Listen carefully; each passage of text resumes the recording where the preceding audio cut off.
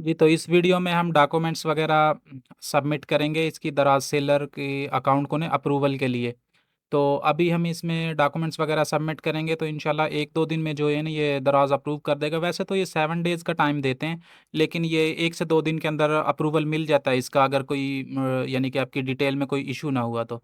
अच्छा, डॉक्यूमेंट्स की रिक्वायरमेंट ये है कि आपने सीएनआईसी बैंक अकाउंट जो है वो सेम टाइटल पे होना चाहिए। सेम टाइटल से मुराद क्या है, एक ही बंदे के नाम पे होना चाहिए।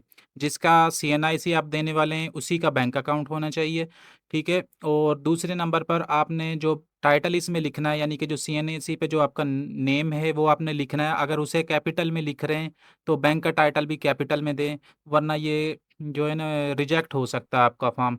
और दूसरे नंबर पर आपने इसमें जो सीएनआईसी देना है ना, वो सोच समझ कर देना है कि जिसका भी आप सीएनआईसी देंगे वो बाद में चेंज नहीं होगा।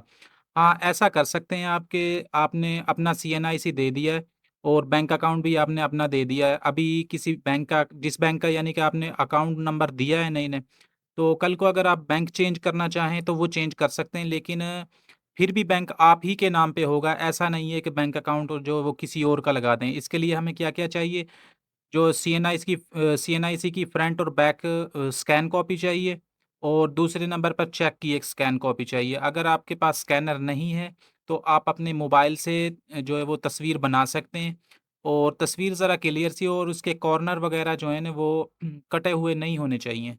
तो उसके लिए आपने सबसे पहले सीएनआईसी और चेक की स्कैन कॉपी ले लें, तो फिर हम इस फॉर्म को सबमिट करेंगे, ठीक है? तो चलिए हम इसे सबमिट करते हैं, क्योंकि मेरे पास ये चीज़ें पहले से मौजूद हैं।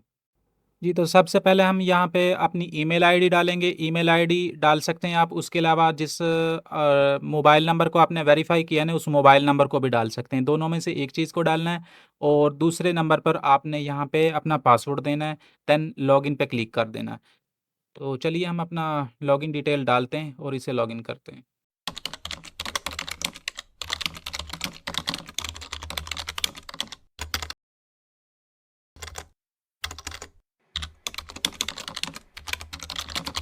ले जी, ये अब हमारा अकाउंट जो है सेलर अकाउंट, दराज सेलर अकाउंट लॉगिन हो चुका है। अभी हम इसमें अपनी डिटेल डालेंगे। सबसे पहले हमने अपने एड्रेस को वेरीफाई करना है इसमें, ठीक है? तो उसके लिए हम इसकी प्रोफाइल की सेटिंग में से भी जा सकते हैं, और डायरेक्ट यहाँ पे हम इस पे क्लिक करेंगे तो यहाँ से भी अपना जो है ना वो एड्रेस हम वेरीफाई कर सकते हैं। तो यहाँ पे हमने अपना एड्रेस वेरीफाई करना है। एड्रेस के लिए सबसे पहले हमने अपना रीजन सेलेक्ट करना है, और उसके बाद हमने अपना सिटी सेलेक्ट करना है, और फिर डिस्ट्रिक्ट सेलेक्ट करना है, और उसके बाद हमने अपना यहाँ पे स्ट्रीट एड्रेस इंटर करना है, ठीक है? मुकम्मल एड्रेस। तो सबसे पहले आप ये सारी चीज़ें ना एक नोटपैड पे लिख के रखें। सीएनआईसी नंबर, और उसके अलावा आईबीएन नंबर, अकाउंट नंबर, और अपना टाइटल जो है वो यहाँ पे सारी चीज़ें लिख के रखेंगे ना, तो आपके लिए ईजी होगा बिल्कुल। तो उससे फिर आप यहाँ से कॉपी पेस्ट कर सकते हैं इसमें से, ठीक है? ये मैनुअली सेलेक्ट करना जो है ना वो काफ़ी मुश्किल होता है, मैनुअली टाइप करना जो है। मैं अपने हिसाब से यहाँ पे सेलेक्ट कर रहा हूँ, और आपने जो है ना वो अपने हिसाब से अपना एड्रेस वगैरह सेलेक्ट करना है। तो एड्रेस का फॉर्मेट जो है आपने इस तरह से देना है कि स्ट्रीट एड्रेस भी, स्ट्रीट नंबर भी लिखना है उसमें, आपने हाउस नंबर भी लिखना है। तो अगर आपकी शॉप किसी मार्केट में है तो इस हिसाब से लिखेंगे कि रोड वगैरह वहाँ पे आपने लिखना है, फिर मार्केट का नाम लिखना है, फिर शॉप नंबर लिखेंगे, क्योंकि जितनी ज़्यादा डिटेल देंगे ना उतनी जल्दी जल्दी जो है ना आपका अकाउंट वो अप्रूव होगा।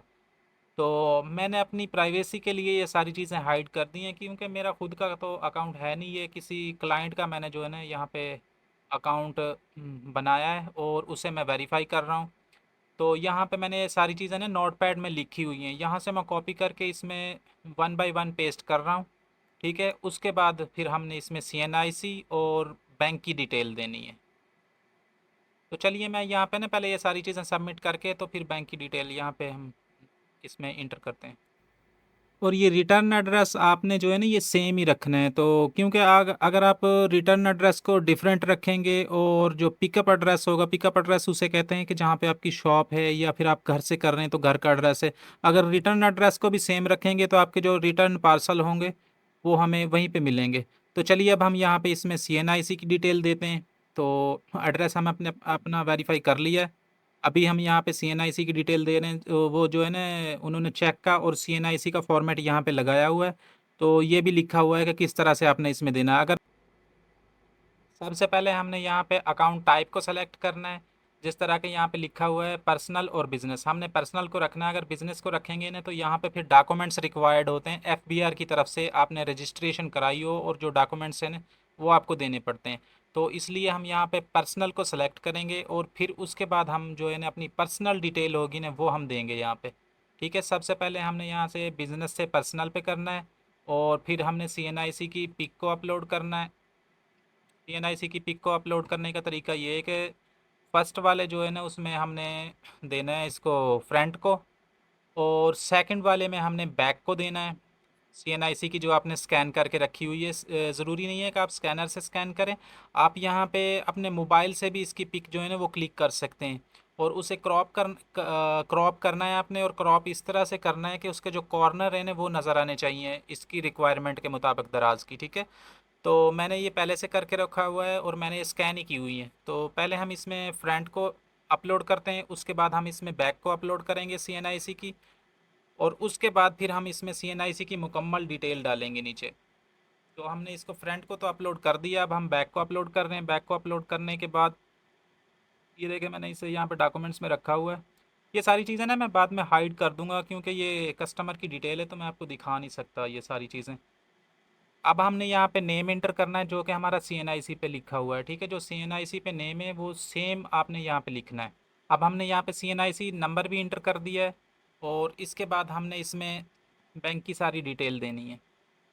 ये तीसरे कॉलम में हमने यहाँ पे लिखना है, इसमें हमने अपना NTN नंबर देना है जो कि हमने FBR से रजिस्टर करवाया होगा। ठीक है, NTN अगर आपके पास नहीं है तो यूट्यूब पे बहुत सारे ट्यूटोरियल मिल जाएंगे कि आपको NTN नंबर किस तरह से मिलेगा। ठीक है, अगर नहीं भी मिलता तो आप कमेंट करें, तो इसके ऊपर भी मैं जो है एक ना शॉर्ट सी वीडियो बना के अपलोड कर दूँगा। सबसे पहले हमने अकाउंट नेम देना है इसमें बैंक की डिटेल में। तो अकाउंट नेम हमने वही देना जो हमने CNIC वाला नेम था ना हमारा, टाइटल नेम हमने जो कॉपी किया था वही हमने यहाँ पे अकाउंट नेम में देना है। अकाउंट नंबर में हमने अपना बैंक का अकाउंट नंबर देना है। ठीक है, और IBN के अंदर हमने अपना IBN देना है। IBN कहाँ पे होता है, आपके चेक के ऊपर लिखा होता है IBN नंबर, आपने उसे यहाँ पे लिखना है। ठीक है, ये सारी चीज़ें ना आप एक डॉक्यूमेंट्स के फोल्डर में ये लिख लेना पहले से ताकि आप कॉपी पेस्ट कर सकें, इसमें कोई गलती वगैरह ना हो। उसके बाद आपने यहाँ से अपना बैंक सेलेक्ट करना है। ठीक है, उसके बाद आप ब्रांच कोड देंगे और ब्रांच नेम देंगे, ये भी आपको गूगल से इजीली मिल जाते हैं। ये सारी चीज़ें देने के बाद आपने फॉर्म को सबमिट करना है। यहाँ पे बैंक कोड और जो है ना ये ब्रांच नेम ये आपको इजीली गूगल से मिल जाते हैं। कुछ बैंक ऐसे हैं जो चेक के ऊपर ही अपनी ब्रांच का जो है ना वो कोड और नेम जो है ना वो मेंशन करते हैं चेक के ऊपर, लेकिन ज़्यादातर जो है ना आपको गूगल से मिल जाते हैं, ये इजीली मिल जाते हैं, ऐसा कोई मुश्किल नहीं है। अगर नहीं भी मिलते तो आप अपनी ब्रांच मैनेजर से भी पूछ सकते हैं कि ब्रांच कोड क्या है और ब्रांच नेम जो है ना आपने यहाँ पे इंटर करना है। ठीक है, ये दोनों चीज़ें इंटर करने के बाद आपने फॉर्म को सबमिट कर देना है। ये तकरीबन 1 से 2 दिन के अंदर अप्रूव हो जाएगा, लेकिन वैसे तो वो 5 से 7 दिन का टाइम मांगते हैं, लेकिन मुझे लगता है ये एक 1 से 2 दिन लेगा। अगर 2 दिन भी तब लेता है कि अगर बीच में जो है ना ये सैटरडे संडे की जो है ना ये ऑफ होता है तो इसलिए जो है ना 2 दिन लेता है, वरना 1 दिन के अंदर ये अप्रूव हो जाता है। ज़्यादा पहले तो जो है ना 2-3 घंटे के अंदर ये अप्रूव हो जाता था। देखें यहाँ पे जो है फॉर्म हमने सबमिट कर दिया और वो कह रहा है कि 5 से जो है ना 7 दिन के अंदर अंदर आपको नोटिफिकेशन मिल जाएगा ये अप्रूव हुआ है या रिजेक्ट हुआ है। अगर रिजेक्ट होता है तो किस वजह से होता है, तो अब हम जब ये अप्रूव हो जाएगा उसके बाद हम लिस्टिंग वगैरह स्टार्ट करेंगे। तो आज की वीडियो हमारी सिर्फ इतनी थी कि हमने इसमें डॉक्यूमेंट्स वगैरह कैसे सबमिट करने। ठीक है, डॉक्यूमेंट्स हमने अपने सबमिट कर दिए हैं। तो अभी जो है ना इसमें हम प्रोडक्ट की लिस्टिंग वगैरह तब करेंगे जब ये अप्रूव हो जाता है। ठीक है, आज की वीडियो इतनी थी, तो अब मिलते हैं नेक्स्ट वीडियो में।